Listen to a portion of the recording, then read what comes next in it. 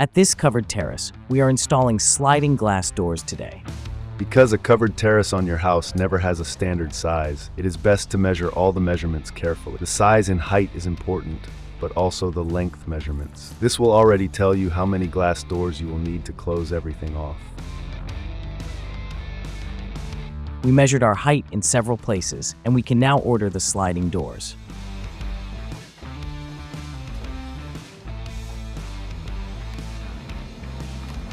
Upon delivery, you naturally check that all goods have arrived in perfect condition. The glass doors have a certain weight. Therefore, we are going to reinforce everything properly. We do this with this aluminium foundation beam. We attach it to the walls with the L profiles provided, and at a certain distance, we also stick tiles underneath. The foundation beam has a good stable base for your glass doors, which altogether still puts some weight on the foundation. If you are not working on a concrete base, it is almost always better to lay a foundation beam. To lay those, you do have to remove some paving. We passed on our measurements. We passed on the shortest measurements. So on that side, we are going to start laying the foundation beam. We start here at the wall, and we make sure it is nice and level. So don't just follow your terrace, as it probably slopes down. Draw a plumb line from top to bottom to determine the vertical position of your foundation tube. That way you won't have any problems with your sliding glass wall later.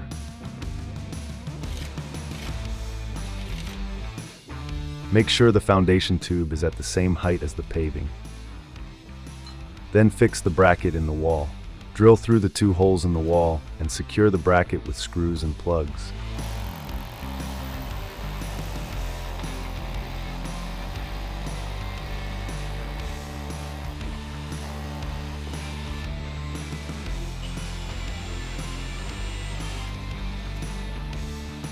Check that it is level in the width direction of the beam.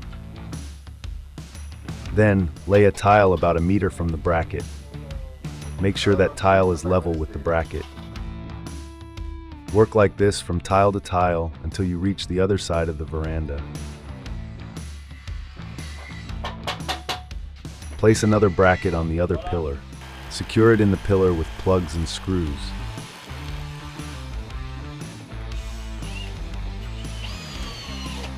Then measure the size between the 2 brackets.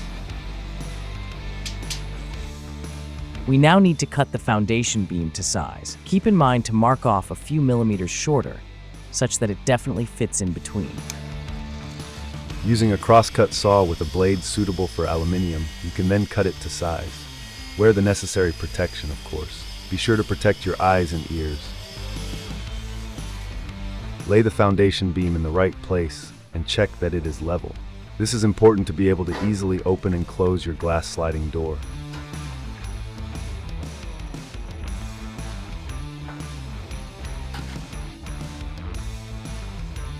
Now that we are sure it will fit in between, we make some openings at the end of the foundation beam.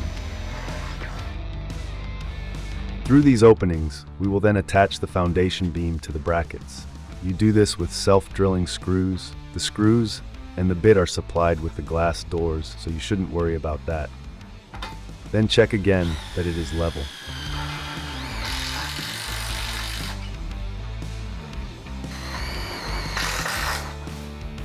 We will now measure the distance again before cutting our bottom rail to size. This should be perfectly cut and measured such that it fits nicely in between. 423.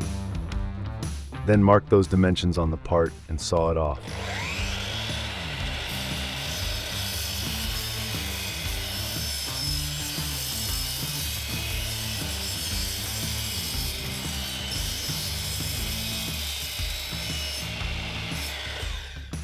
We can now attach the bottom rail to the foundation beam. Make sure they are nice and flush and that the holes for the drainage are facing outwards.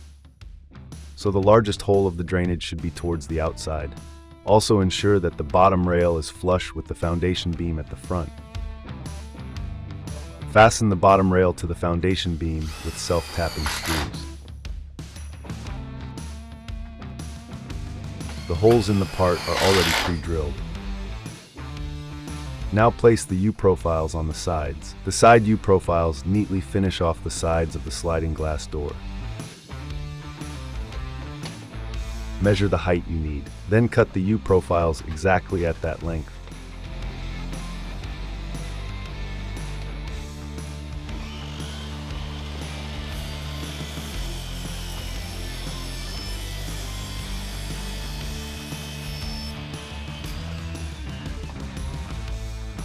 Along the side, these profiles have drop brushes that prevent drafts from getting through along the side. These are still a little too long, but you can easily cut them off with a utility knife. Squeeze the ends of the drop brush together a little, that way they won't move while fitting.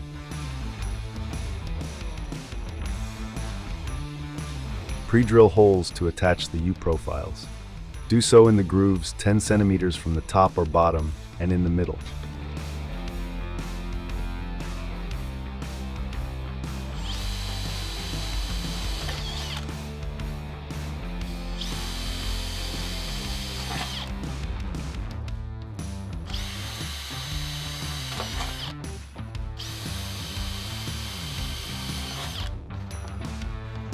Level the U-profile at the bottom with the rail.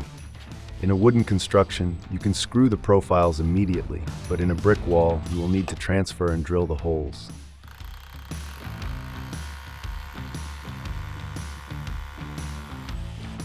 Use dowels and screws to secure the profile.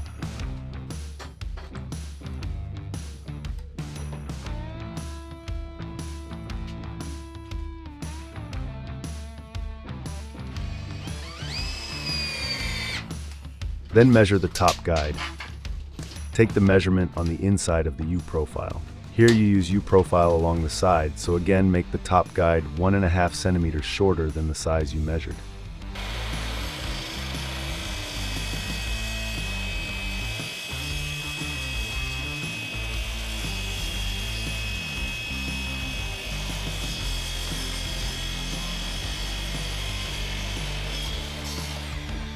Again, there are draft brushes at the top of the profile. Cut them off and pinch the opening again. Along the outside, always put something between your pliers and the profile, otherwise you risk paint damage. Put the profile in place and screw it down. In the wooden beam, you can screw the profile directly.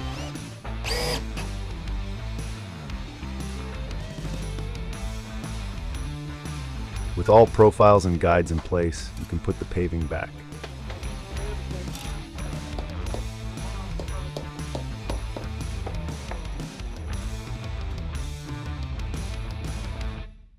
At the bottom of the glass panel, we're going to attach the glass profile with the wheels. The logo is at the bottom, so you know what is the bottom. Attach it with this rubber. First, cut the rubber to size with a breaker knife. Under the profile are wheels that come to rest on the guide. Then you can hammer the profile onto the glass panel. Do this with a rubber mallet to avoid damage.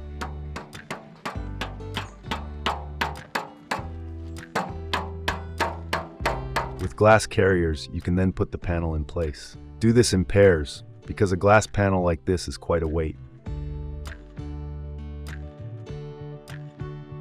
When placing the panels, always put them with the logo facing inwards. This logo is etched into the glass, and by placing it inside, you avoid green deposits. Place a few more door stoppers so that the glass panels don't hit the side.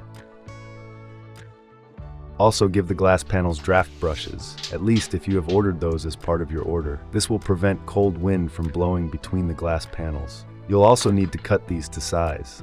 Make it a little shorter than the exact size.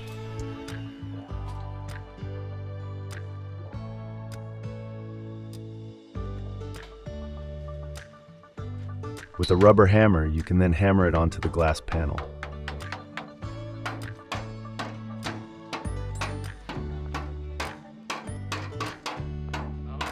On the other side, we'll place trim and handles. These will finish the edge of the glass nicely. Then cut the trim to 1 meter. On that, place the handles. Then finish the rest of the edge with trim strips. It's better to glue the handle to the glass. The right glue is supplied when you order the handles. Spread it on the inside of the handle. Then squeeze the handle a little and place it on the panel. Let the glue dry thoroughly before using the handles.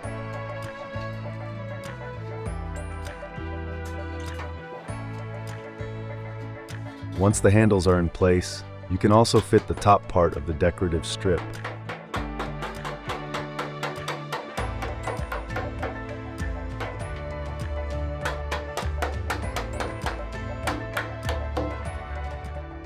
And with that, your sliding glass doors are completely ready for use, and you can enjoy your terrace even when it gets colder.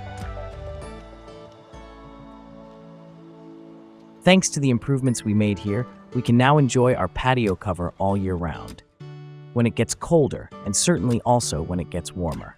Missed this episode or want to watch it again? Then surf to our website.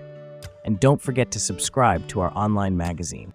As for me, I look forward to seeing you on the next job.